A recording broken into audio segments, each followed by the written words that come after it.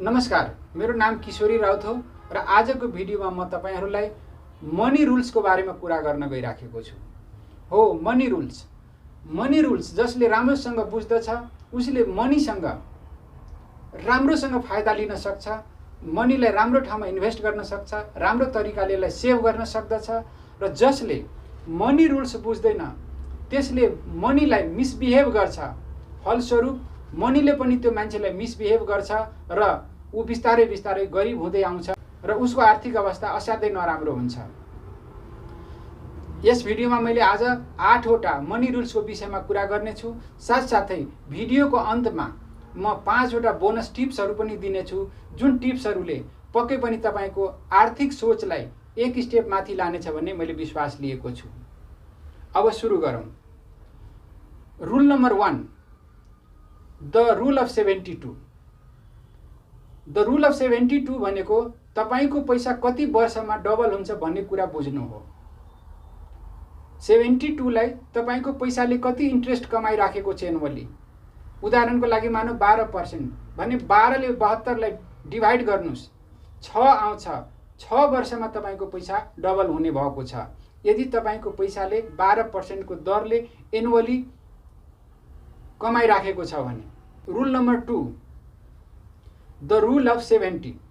The rule of 70 ले तपाईको पैसा महँगाईको कारणले कति वर्षमा आधा हुने हुन्छ त्यो कुरालाई बुझ्न सक्नुहुन्छ। अहिले नै नेपालमा महँगाईको दर 10% को हाराहारीमा छ, जसको हिसाबले 70 लाई 10 ले डिभाइड गर्दाखेरि आउँछ 7। अर्थात् हाम्रो पैसा 7 वर्षमा अहिले जति भ्यालुको छ त्यसको आधी भ्यालुको पुग्ने छ।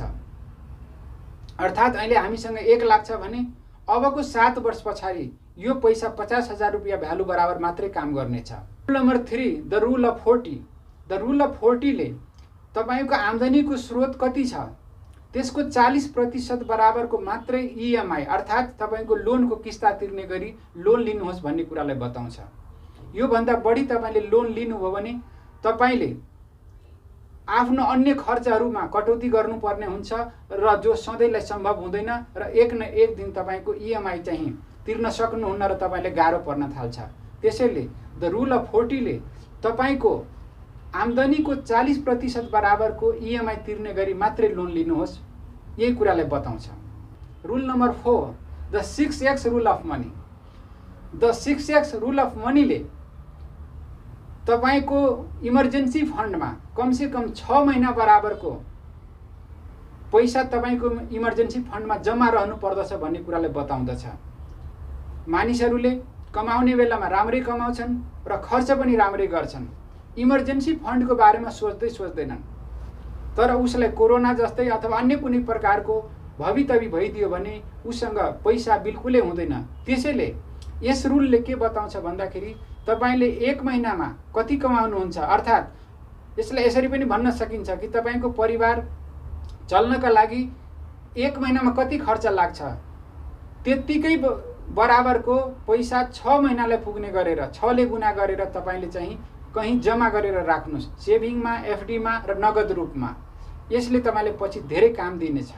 Rule number 5, the 25x rule of money.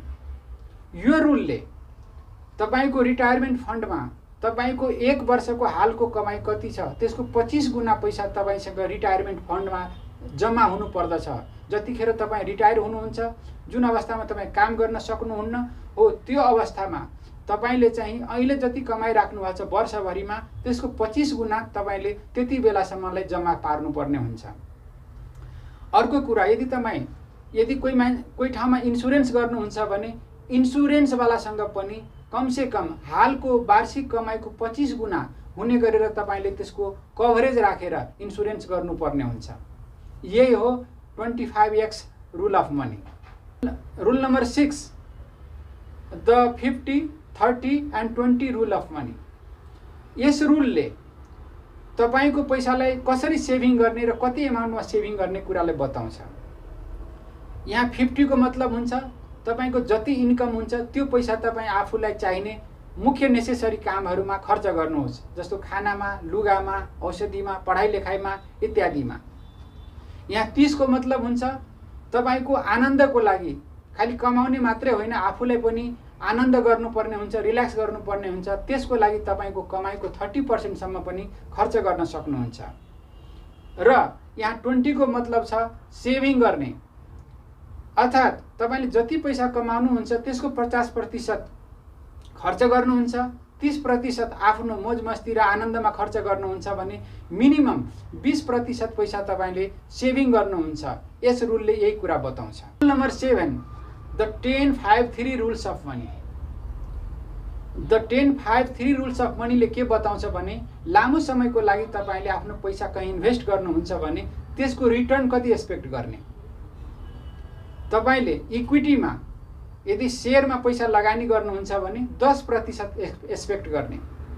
तपाईँले बोन्ड र डिभेन्चरमा लामो समयको लागि इन्भेस्ट गर्नुहुन्छ भने 5% को एक्सपेक्ट गर्ने। र तपाईँ नगदको रूपमा पैसा बैंकमा सेभिङ गरेर राख्नुहुन्छ भने 3% को एक्सपेक्ट गर्ने। बैंकमा समय समयमा र सेयर बजारमा पनि समय समयमा तलमाथि भइराखेको हुन्छ ब्याजको दरमा र कमाइमा। र यहाँ जुन बताइएको छ यो थम्ब रुल हो। यसको वरिपरिमा तपाईँको आफ्नो इन्भेस्टमेन्टको रिटर्न्सलाई एक्सपेक्ट गर्न सक्नुहुन्छ। Rule number 8, 100 minus your age rule of money.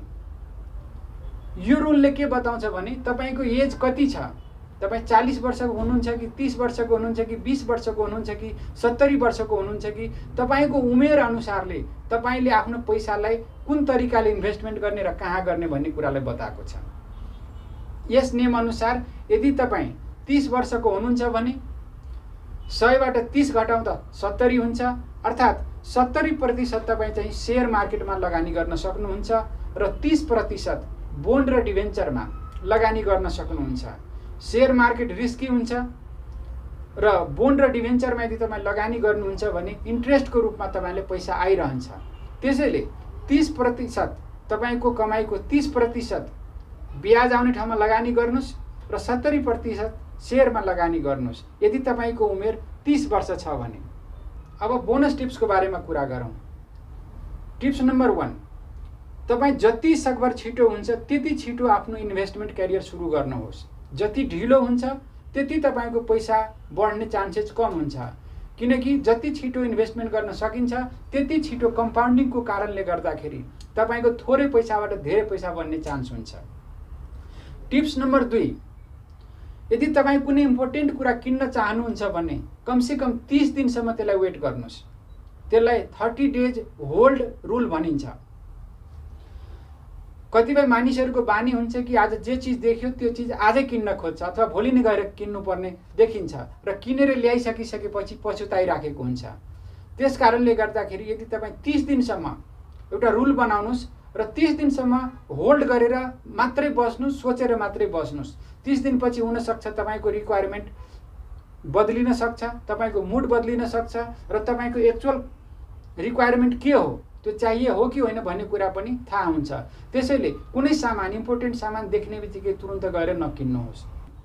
Tips number 3, सक्दो बढी लोन लिएर आफ्नो सम्पत्ति बनाउने प्रयास गर्नुहोस्। आफ्नो पैसाले धेरै धनी बन्न सकिन्न। अर्काको पैसा ओपिएम अदर्स पिपल मनीबाट तपाईँ छिटोभन्दा छिटो धनी बन्न सक्नुहुन्छ, तर यो जानेर मात्रै गर्नुहोला। लोन लिएर कारोबार गर्दाखेरि रिस्की हुन्छ, तर यो चिज तपाईँ सिक्नुभयो र जान्नुभयो भने तपाईँले रिस्की लाग्दैन। टिप्स नम्बर 4, आफ्नो पैसा माग्नलाई लाज नमान्नुहोस्। कतिपय मानिसहरूको आफ्नो पैसा धेरै ठाउँबाट लिनुपर्ने हुन्छ तर लाजको कारणले मागिराखेको हुँदैन र नमाग्दाखेरि त्यो बिस्तारै बिस्तारै त्यो पैसा खेर जान्छ। त्यसै कारणले गर्दाखेरि आफ्नो पैसा माग्नलाई आँट जुटाउनुहोस्, लाज नमान्नुहोस् र आफ्नो पैसा सकभर कसरी हुन्छ मागेर लिनुहोस्। टिप्स नम्बर 5, साथीहरू टिप्स नम्बर 5 धेरै नै इम्पोर्टेन्ट छ। भनिन्छ मानिससँग जति क्षमता र गुण छ त्यसैको अनुपातमा मानिससँग धन सम्पत्ति हुन्छ। तपाईसँग यदि धन सम्पत्ति धेरै बनाउनु छ भने तपाईले आफ्नो क्षमता र आफ्नो नलेजलाई स्किललाई चाहिँ बढाउँदै लानुपर्ने हुन्छ। केही वर्ष पहिलेसम्म नोकियाको मोबाइल कस्तो थियो, नम्बर हामीले थिच्ने कस्तो थियो र अहिले चाहिँ कस्तो आइसकेको छ। मान्नुस् नोकियाले अथवा स्यामसङले त्यो बेलादेखि अहिलेसम्म आफूले अपडेट नगरेको भए त्यो फोन हाम्रो लागि कस्तो हुन्थ्यो।